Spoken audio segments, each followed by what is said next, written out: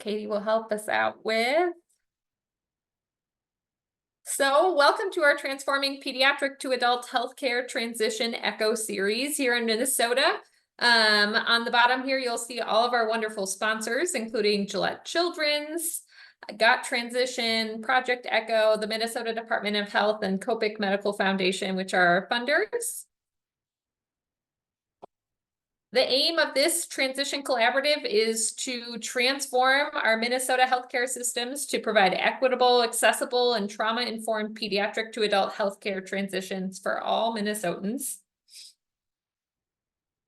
We, again, could not do this work alone, and it's really a wide group of folks that we will introduce you to on the next couple of slides, including our core faculty, coming from both Minnesota and beyond to share their expertise, and a much greater group of steering work group, which again, really thinking broadly about transition from the multidisciplinary process through which it is. You can find everyone's bios on our Learning Collaborative webpage.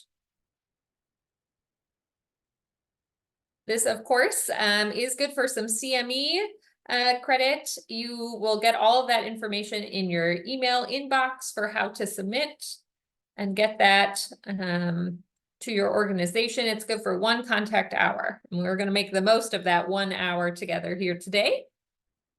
In order to do so, we invite you to turn on your video so we can get to know each other, mute your line unless you're speaking, and if you have to ask a question, we truly encourage that. Please raise your hand. You can put it in the chat. We'll be monitoring that as well. And if you are going to ask a question, just introduce yourself so we know where you're coming from.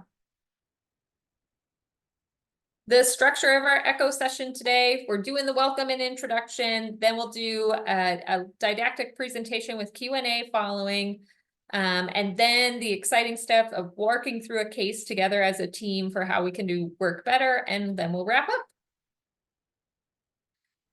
We have 1 final ECHO in process, and we would love to give you the opportunity to present a case that you are actually working with. This could be a system that you're trying to implement within your own clinic and looking for advice, or an actual patient struggling with a transition problem and get to really use the expertise of our incredible audience here on the ECHO series.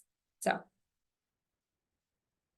when we do have cases, we're not establishing any relationship. This is an educational learning experience for everyone. And most excitingly, coming up on June 13th in St. Cloud, Minnesota, and virtually, we are hosting our 2nd annual Minnesota Healthcare Transition Summit. So this is a place for us all to come, including all of your friends and colleagues and anyone you're interfacing who has and cares about transition, to come together and learn together. We're bringing some amazing speakers from outside of Minnesota to show what they've been able to accomplish in their states, so that we can utilize their learnings to implement programs within our own state. So please share broadly. We encourage you to sign up and come join us. It's going to be a really wonderful day. So with no further ado, I have the great privilege to introduce Dr. Patience White, one of our core faculty members from Washington, D.C., where she works at Got Transition. She is a med-peds rheumatologist in her non-Got Transition time, and she's going to talk through coming together to create and share a consistent healthcare transition approach. Thank you, Patience. Great. Thank you so much. And everybody who is on today, you must be out of the path of the eclipse. Well, I'm glad you're here, and we'll get going. Next slide. Is the disclosure. I don't have any disclosures. Next slide. So today we're going to really talk about why standardize this process and then be very practical. So today's sort of the how-to begin this process, and then we'll give you an example if you decided to do core element number 1. Next slide. So why standardize it? Well, in general, we know that there's much better outcomes with a structured process. it really contributes to building your infrastructure so that it'll continue no matter who's sort of doing each of the processes. And you want to, it supports training and competency to sustain the process, make sure everybody knows what their part is in this. And obviously you want to apply evidence-based medicine consistently. And then you can certainly ensure feedback about the problems and application of learning to improve the process. So really you're trying to set something up that everybody knows what to expect and it's consistent. You know, business does this all the time, as much as we may not like that analogy, but sadly the hamburger is the same across the country at McDonald's. Next slide. So how do you begin it? That's what people always ask me. So when you're starting to think about it, you ask yourself, well, what's our current environment around healthcare transition? Is there any kind of gap? Is there anything out there that's been published that can help me not reinvent the wheel? Is there some kind of strategic connection to your organization around healthcare transition? Do you have people who are passionate about it, who want to actually do it in your organization or clinic? And key to all of this is the leadership, whether it's in your clinic or in your department or in your whole system. I think this is a good thing to start. Next slide. So there is lots available on our website at godtransition.org. And this is a practical step-by-step that really says, what should I do? There are 9 steps here. We're only going to go through step 5 today, but it sort of gives you a sense of what the whole process is before you start. Next slide. So this is very important. It may just be somebody senior in your practice, and it may be somebody that's way above your pay grade, as people say. But in any case, you want to link this to something that with your system. Is there a strategic plan or anything that you can make the case? You ask yourself, why should they do this? Well, you in your own mind are saying, well, it's, quote, the right thing to do. Well, though that may be the case, and it is true, in reality, we have to make the case a little bit stronger than that. So the first step is often to understand your current activities. What are you doing now? Are you doing anything? And sometimes this is a good way to sort of tell the leadership that, gee whiz, we have a lot to do here to improve outcomes. Remember, you have the trump here in that outcomes improve with a standardized process. That's been shown, as we've talked earlier in this EHCO. Next slide. So understanding your current process, no process? That's usually what comes up whenever I start talking about this. And ways to understand your current state is really doing current assessment. We'll talk about what a fishbone diagram is. You might want to do a staff engagement survey. How interested are they in making these improvements? So you want this baseline data so you can say to everybody, yourself and everybody else who's involved in this process, that in 6 months you've moved somewhere. Because any quality improvement takes a long time. I wish it didn't, but changing practice takes a long time. We all know we should wash our hands, but do we all? That was discovered in the 1800s, I think. So in any case, that's the issue. You want to improve on whatever baseline you have. Next slide. So here is a very easy way to get a current assessment. This is a you do it yourself or everybody in your clinic. And it looks at the 6 core elements plus leadership for families and youth. And it gives you level 1 where not so much is going on to level 4, which is sort of the goalpost, what you'd like to actually be doing if you were going to do that core element completely and have a good structured process. So I encourage you to look at this on our website and take it and see how you're doing in what you think it is. Now, we all a little bit score above where we are. So I always smile. Most of the big systems that do this in the beginning are somewhere around level 1, maybe level 2. So don't feel bad. if you're scoring around level 1 across the board. Next slide. So here's a fishbone diagram. This looks very complicated. This was UCSF doing this for their spina bifida program. So what you're trying to do is have a goal, but you can see they want to improve their process. And they looked at all the different things that are part of making that happen. As you can see, what are the policies? What about the clinic? What about the system, the adult provider? What about the patient in particular, the resources, and what's going on in the pediatric provider? You look at all of this and everybody says, whoa, there's so much to do. Well, that's true. There's always a lot to do to improve, but you're going to choose one of these to start making a difference. I think that's important. The big message overall here is start small with a main goal in mind. So this is one way to get a sense of what are the issues you might want to begin to tackle with regards to, now that you've learned what your current assessment is of healthcare transition activities. Next slide. So now we're in sort of step 2, and you want to form the team that's going to work together to guide this process. Who should be on it?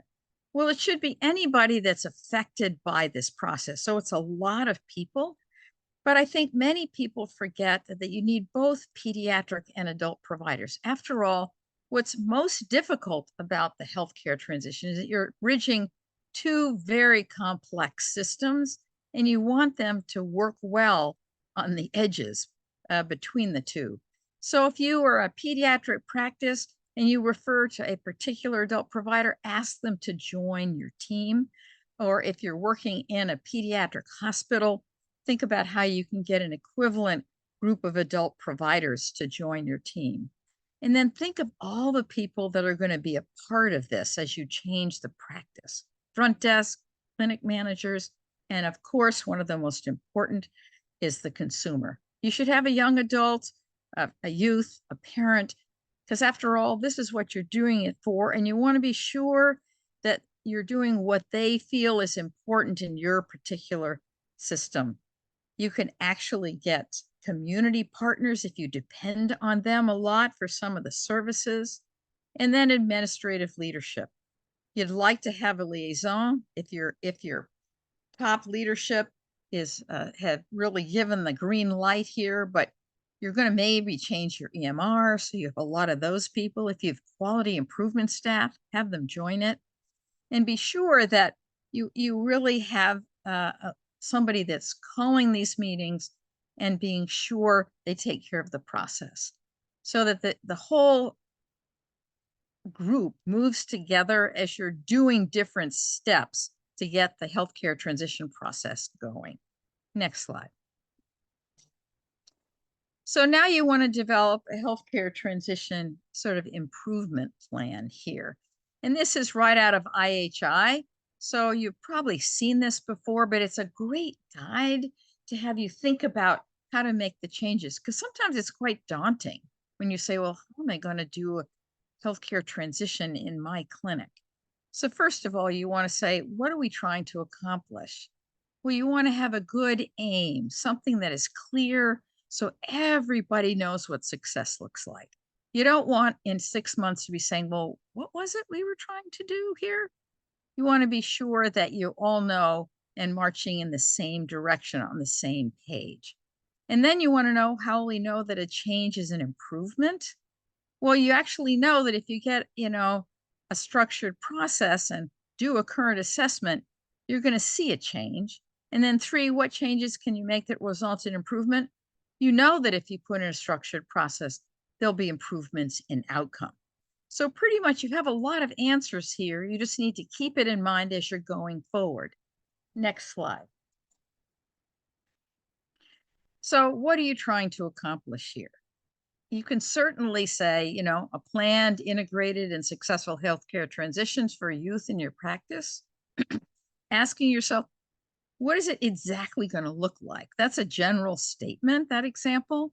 So what is your aim? And you can have multiple aims and deal with a smaller aim, knowing you have a global aim that's sort of like this example. The next slide gives you some ideas for what an aim would be here. So you're trying to really clearly state who the population is, the intent, what you're going to actually do, and your goal with some measurement here. So these are sometimes hard to write because it forces you to be quite clear about what you're doing. So you can see here, we aim to inform our youth and parents, caregivers. This is policy examples, sort of guide policy examples about the clinic's healthcare transition approach by ensuring they receive our current transition and policy care. Then you, whatever it is, whatever date that you would like to have this done, and you put a number on it so you can measure it and see how you're doing. 85% of 14-year-olds and their parents will be given this guide, and it will be documented in their medical record. So you know how to measure it, you know when it's going to happen, the time frame, you know what the intent is, and you know it's 14-year-olds, all 14-year-olds. So that gives you a very clear statement that you can communicate to everybody in your system about what you're embarking on. There's another one here, understanding when to transition from adult healthcare is important. By date, we'll co-produce. So this is actually stepping back and saying, how would you produce that guide? We will co-produce with parents and youth a transition and care policy guide by X date. And 90% of youth will receive it during their preventive care visit, which is documented. So this is giving you a few more steps to go through. Next slide.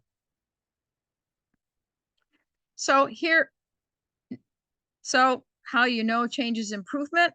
Well, you're going to follow, ideally, the current assessment. So you'll see there's some improvement. Next slide. So what changes you'll know will be an improvement? Well, you actually know here. If you put in some of the 6 core elements, you're going to change an improvement. And how do you make these change ideas? Well, that's where that PDSA comes in. Next slide.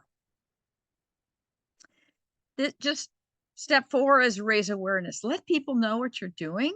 It actually keeps you on target and transparent with what you're doing. And step 5 is choose what you want to do. You can't do it all. You're going to choose one of these. Next slide. So you have a lot of guides for you on the website. So we have an implementation guide for each of the core elements. And it gives you a sense of what you're going to see. What's the purpose, objectives? What are the quality improvement tools you might use? That we have lots of examples, whether it's via video or a handout, and then lots of resources. Next slide. So this is just an example. What's the purpose? You're obviously going to formalize your practices approach if you're going to put in a transition and care policy guide. Right? And you want to define that approach. You want to clarify the adult approach to care and legal changes. And you want to be sure everybody can read it. A lot of people write great policies, but their reading level is in college level. That's not where the average American is out there. They're much around 6th or 5th grade. Next slide. So what are the considerations around the content? And these are hard. What age will your practice start this process? You all have to agree on this. 12, 14, 16? When are they expected to leave your practice if you're a pediatric practice? When are you going to start the process if you're a med peds and you're going to keep them? You want to be sure it's very clear so young people know there's a change.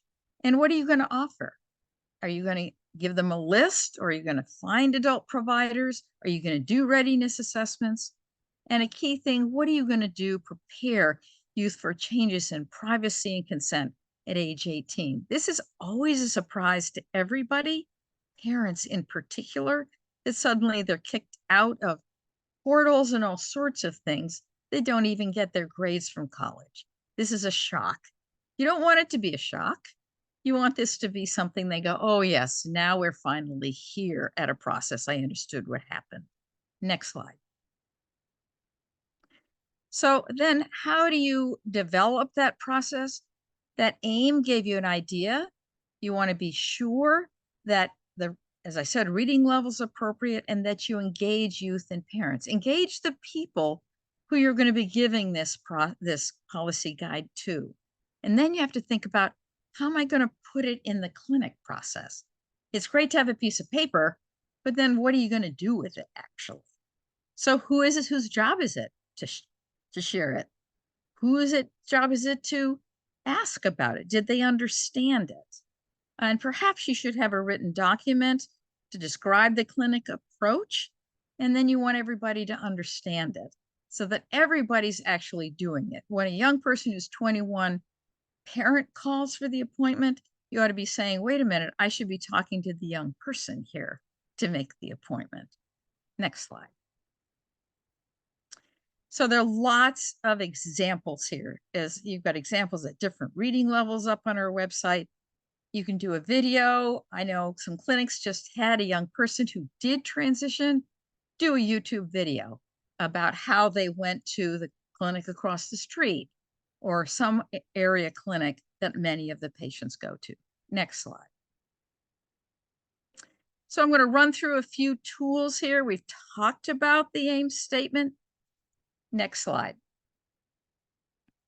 So a flow map is very helpful.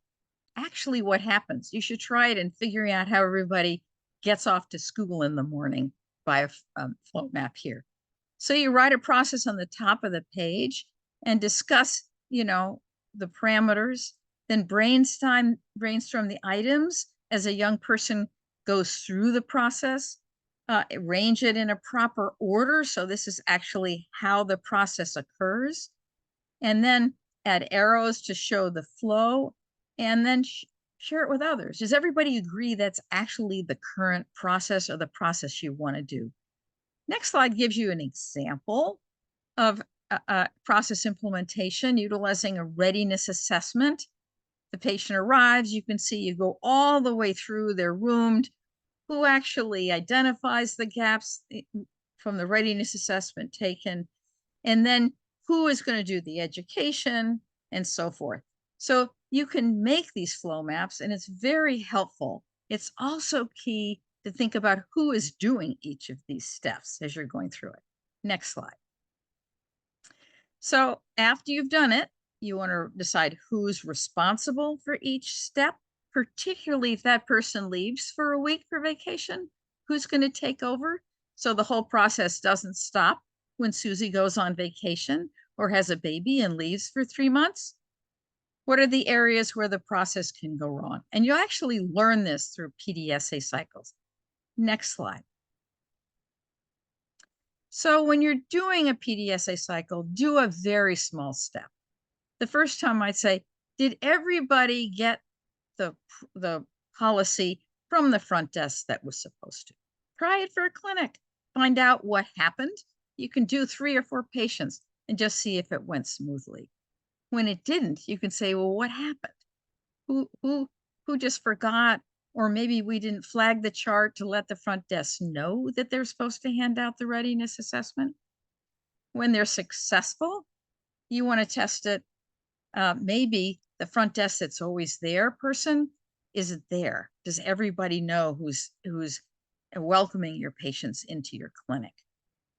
Usually you want to be sure that you're collecting data so you know what's going on and how it worked throughout that short, maybe 2 or 3 patients test.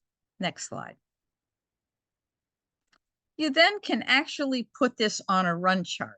If you want to show everybody how it went, run charts are a great way to visually display and show progress on a measure of the process.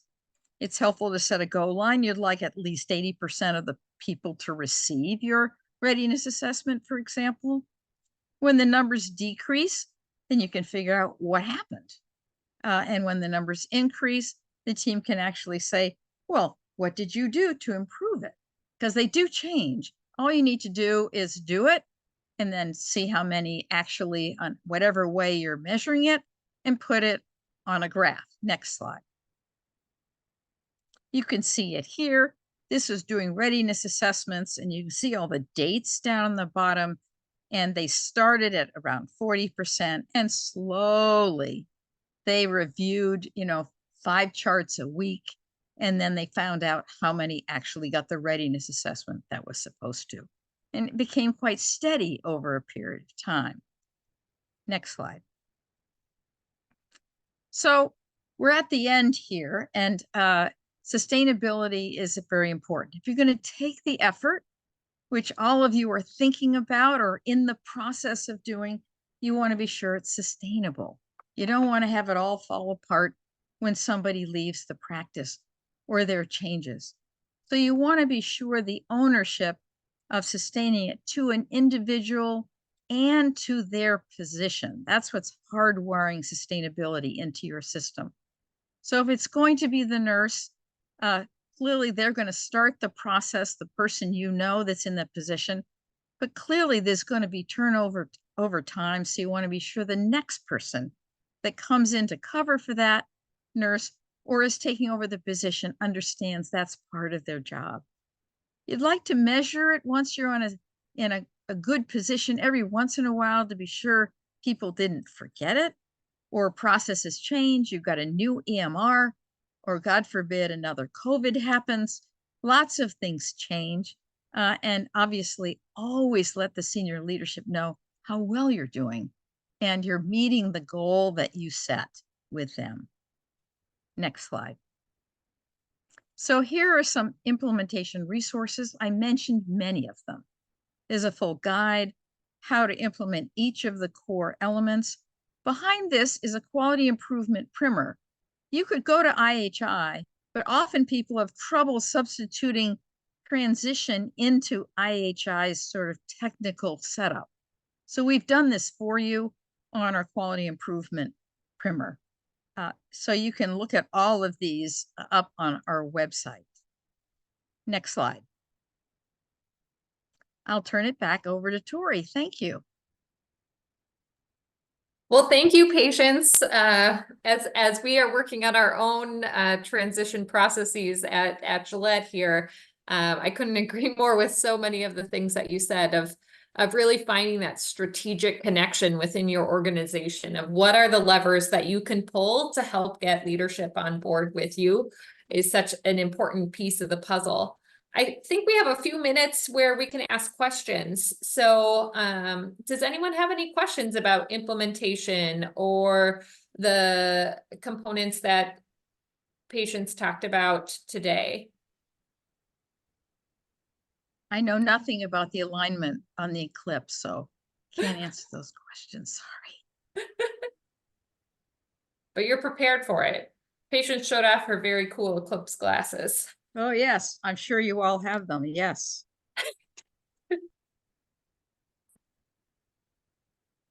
I've overwhelmed people. I'm sorry, I didn't mean to. I'll give a couple moments in case someone's feverishly typing in the chat, but we also welcome folks to come off of mute as well.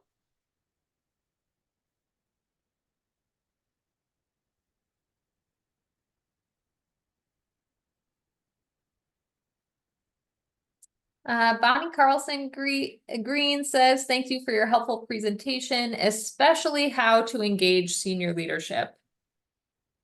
Yeah, I think the number one thing they want to hear usually is that outcomes will do better, right? Now, there is this data. If people say, well, what's the evidence? And you have evidence. You have a lot of systematic reviews. They're up on our website. So that question is answered very quickly. You then have to bring it home to them. And I think that's important. Look very closely at what matters to them. And everybody wants outcome, but you will equally, if you look at the outcome papers, it's going to improve utilization. And that's another big, wonderful thing that leadership always wants. So you've got a lot of data on your side to convince people.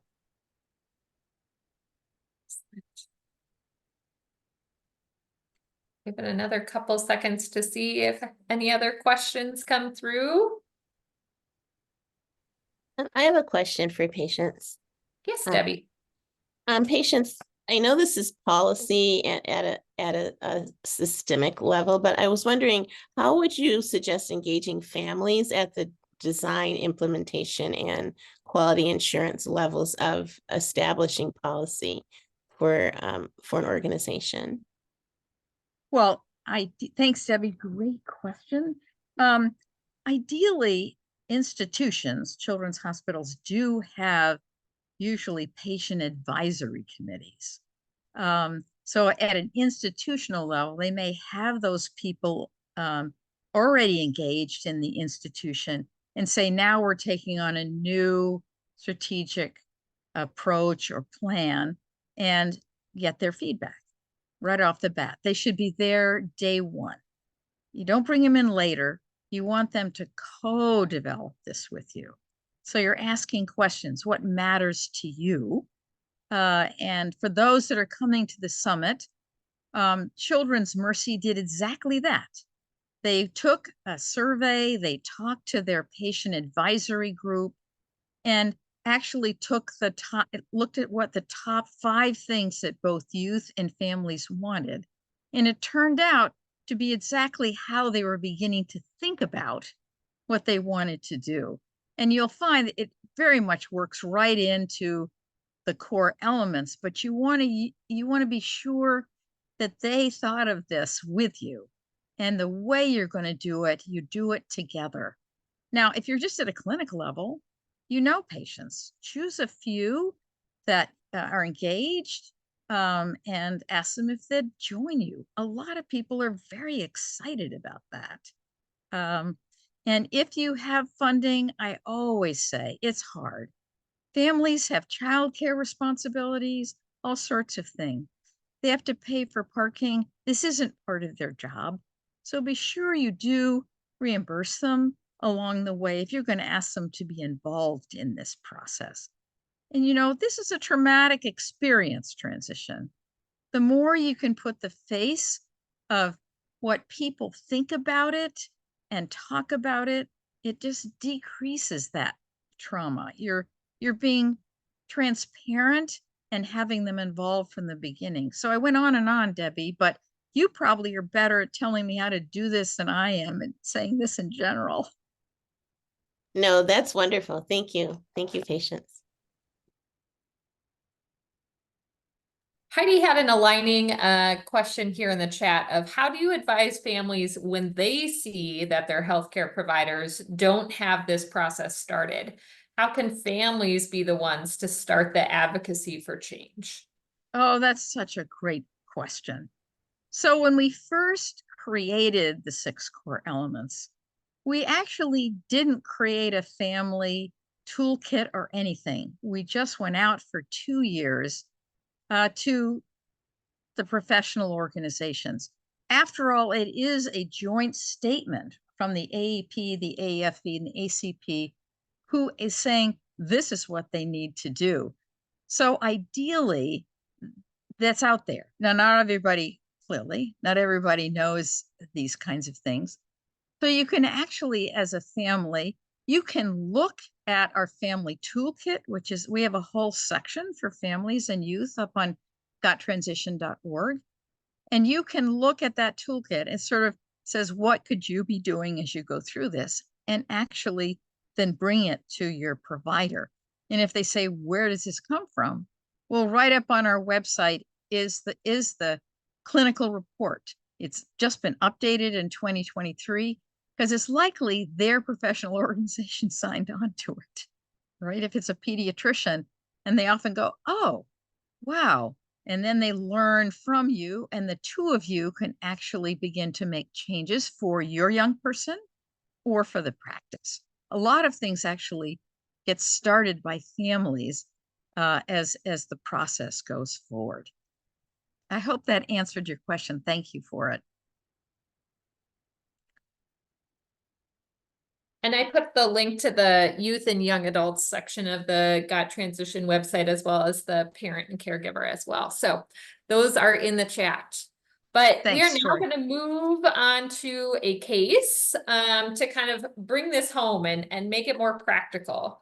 So patients will present the case, and then we will open up to all of our audience to kind of reflect on the questions that patients poses.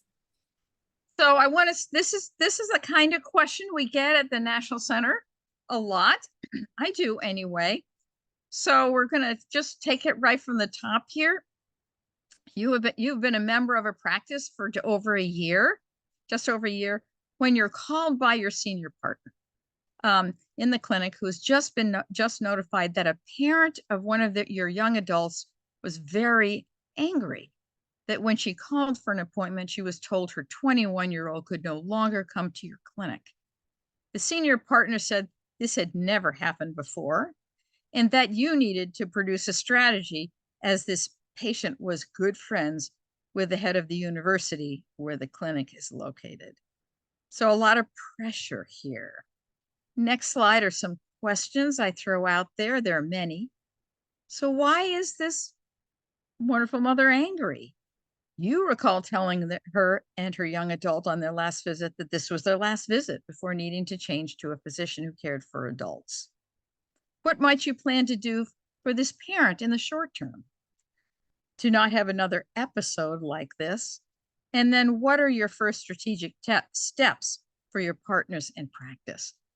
So these are the kinds of questions I get, and I'll really turn it over, see what people think.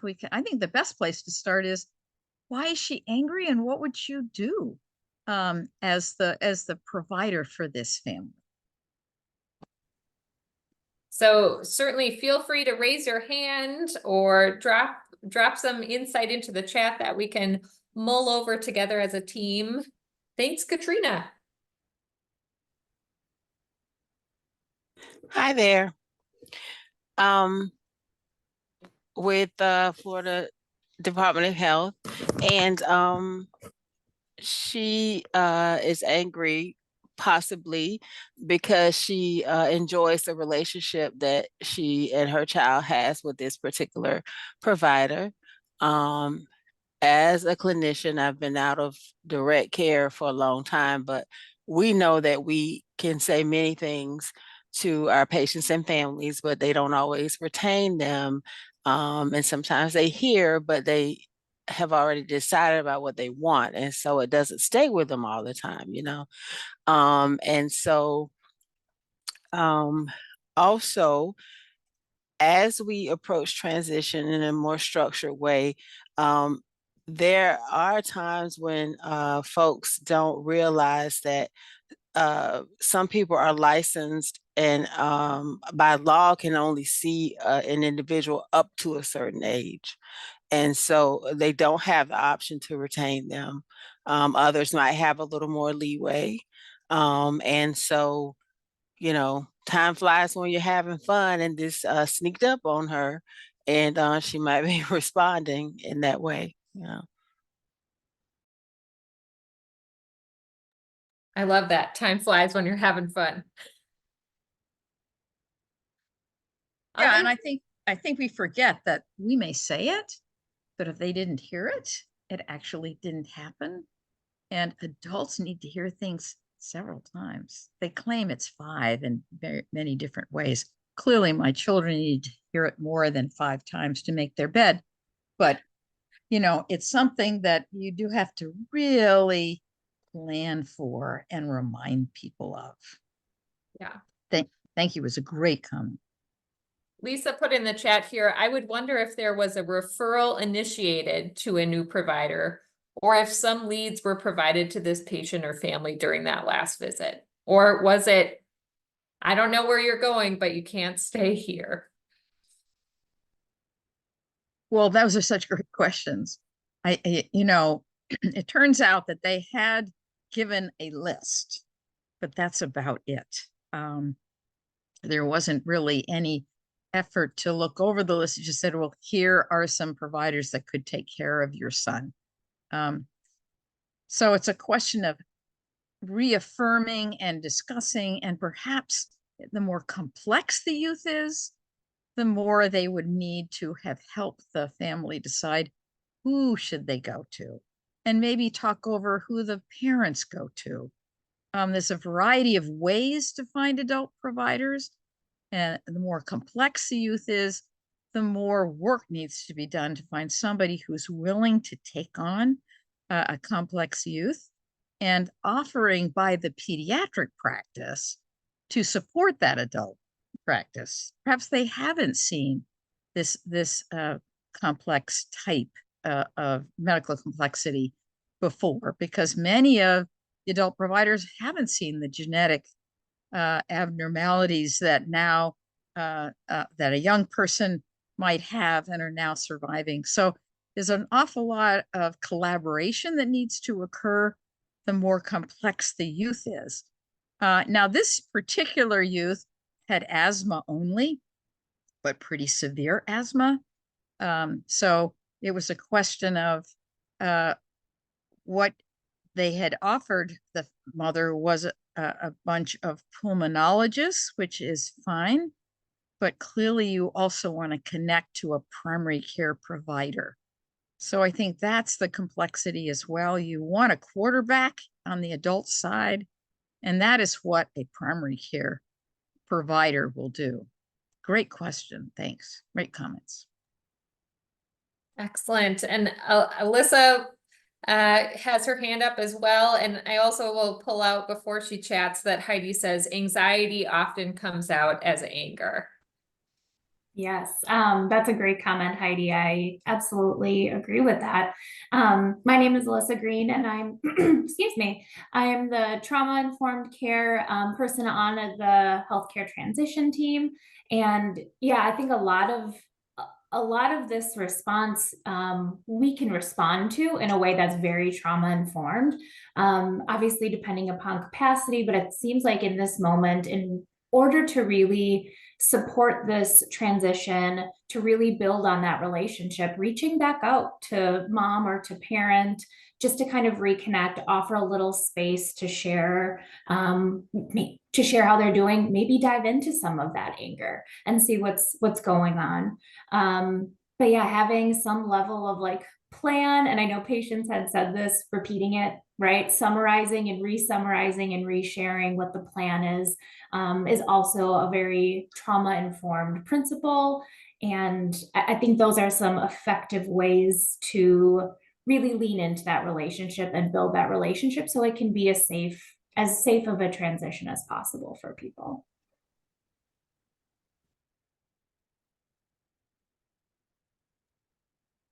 Alyssa, what would you recommend this provider do? Call the mother? What would be your next step, immediate next step? We've talked a lot about things in general here. Yeah, I think my immediate next step would be give the parent, give caregiver a call, take some time to just kind of see how they're feeling, and be okay with that anger, be okay with anxiety, and if you had mentioned that this, in our previous session, we discussed that this was going to be our last visit, revisiting that, just kind of re-echoing that.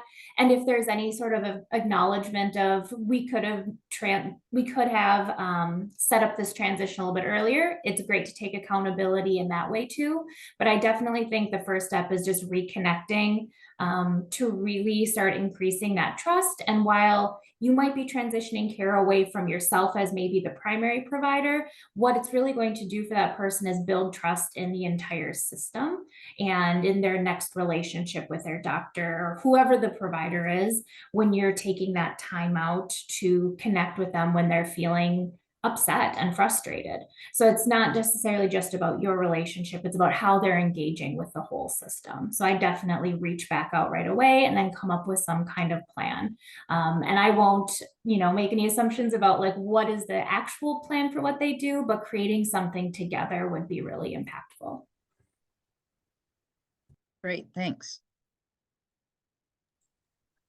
Does this provider have access to, is it a network? Like, do they have access to adult providers with whom they could collaborate and then give her some options about to whom the transfer of care could be made, and like a warm handoff at this point, and then kind of stay open to hearing from her or offer, support for her until they get situated with that new provider?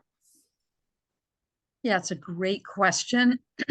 This particular practice, was a pediatric practice, part of a larger system, but it was pediatric systems. And so they had some in there that they knew that they tended to transfer their patients to or recommend that they go to. So yes, they could have it's just they hadn't made this as a process that this clinic was going to undertake. The complexity here is always insurance. Somebody brought that up. The insurance, you have to really look very carefully. Some of the providers, the adult providers, didn't accept the insurance this young person was on, and they were going to stay on the parents' insurance going off to college. So it was a question of working together with the insurance as well as which of the adult providers they normally refer to. So it takes time and effort on the part of the pediatric system to do these kinds of things, and then supporting the adult provider who equally is interested in obviously helping this young person get more health literate and be able to take care of their health better. Great question. Thank you. Patients, I wonder, oftentimes, as patients as you're trying to find the right provider for someone, it's more than just give me the right name. Insurance plays into it, how far is it from their house, those sorts of things.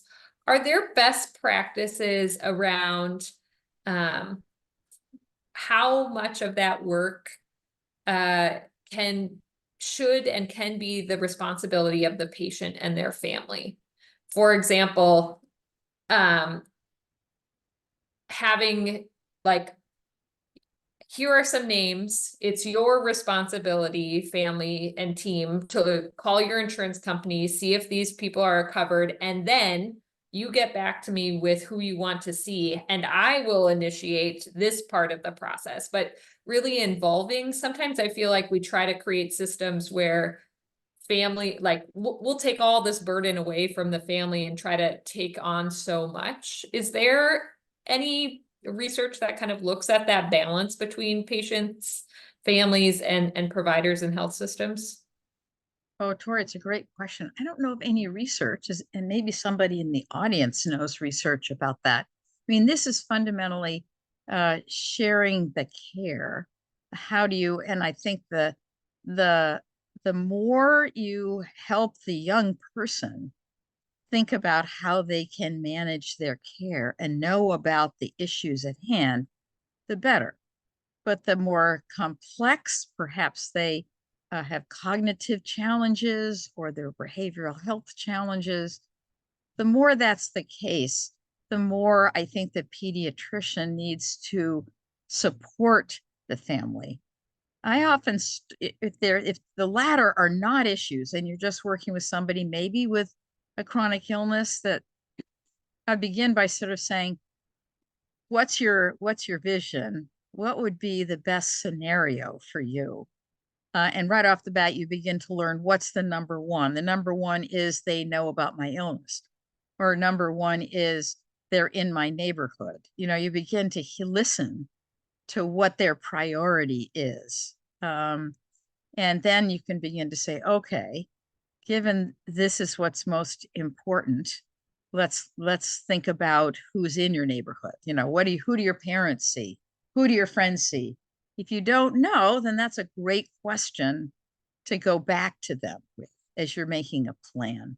And that's why you want to start earlier. Somebody did add that this should all have been started earlier. Of course, it should have started earlier.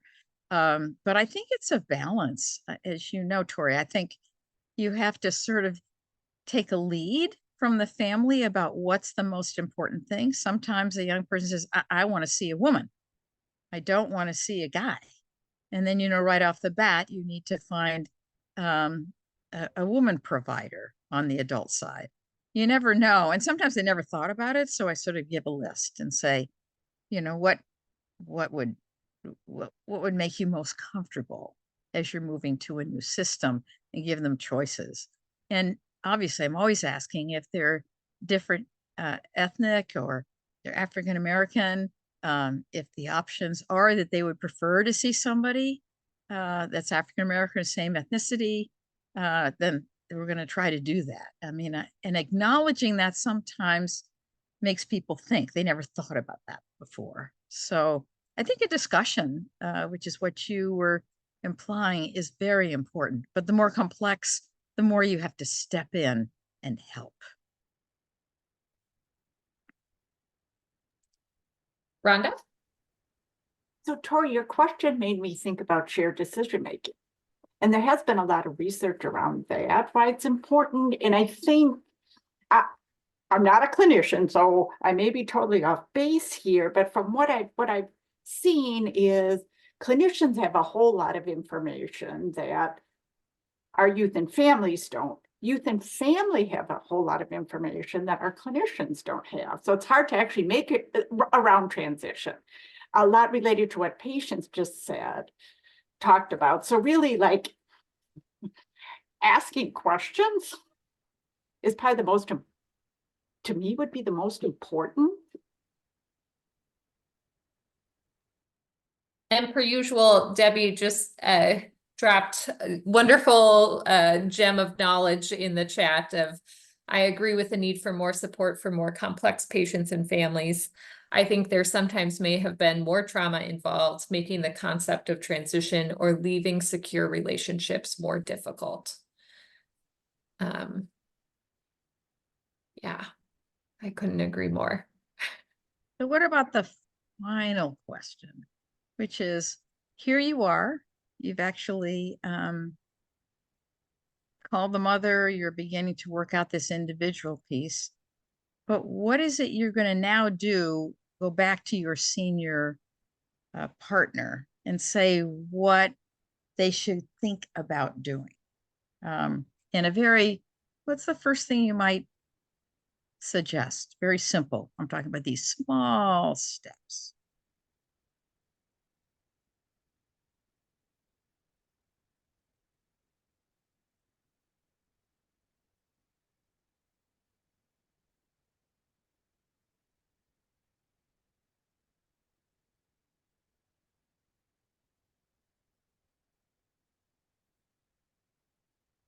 While we're waiting for others to think about this, the one thing that I am drawn to is the person that did the education around transition in this this case was the scheduler, the person that picked up the phone.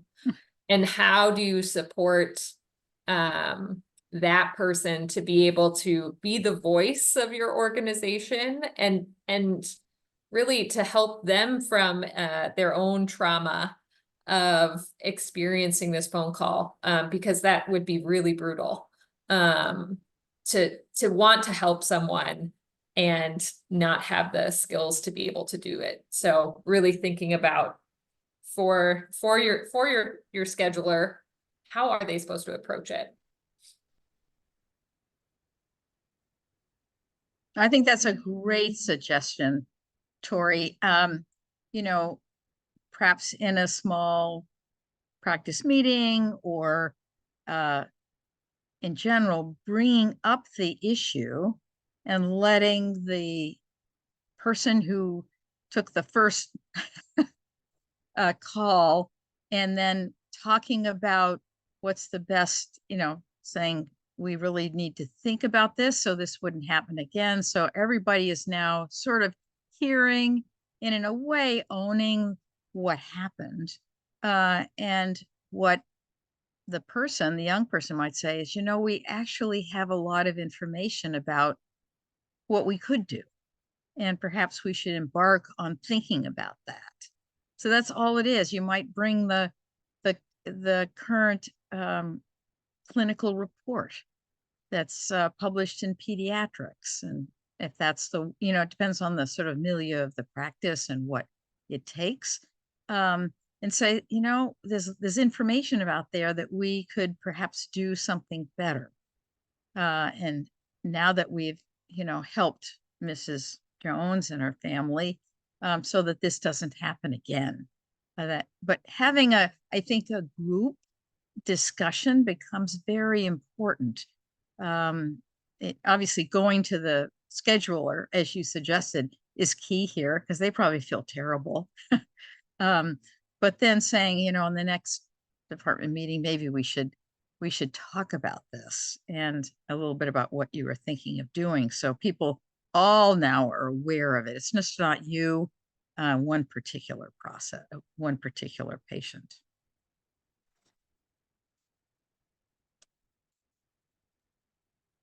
Dolly says debriefing with the team, reviewing the process, brainstorm on how to best improve and complete the transfer process.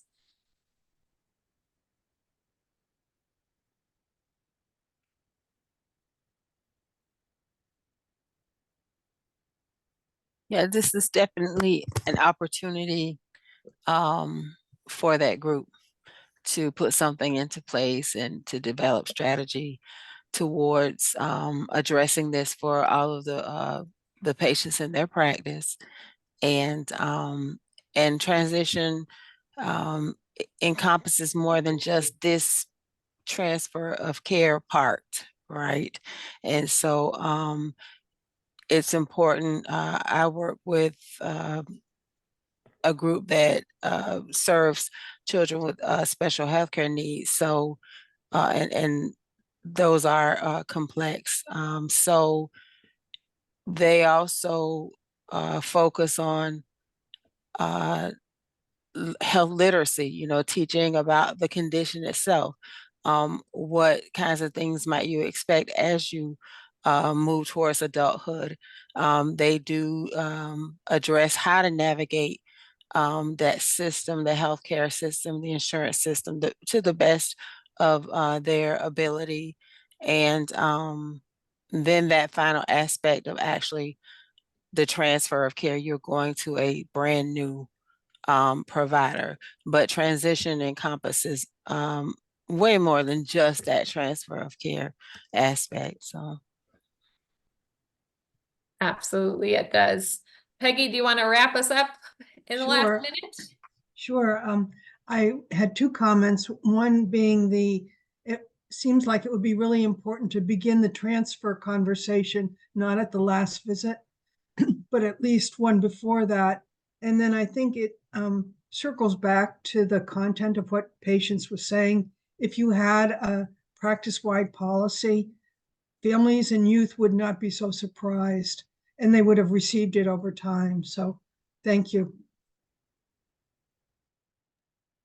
Thank you for all of the participants and sharing your ideas, and the chat was flowing. I have a new podcast to listen to on the plane ride home today. So I am just so thankful for everyone engaging and participating.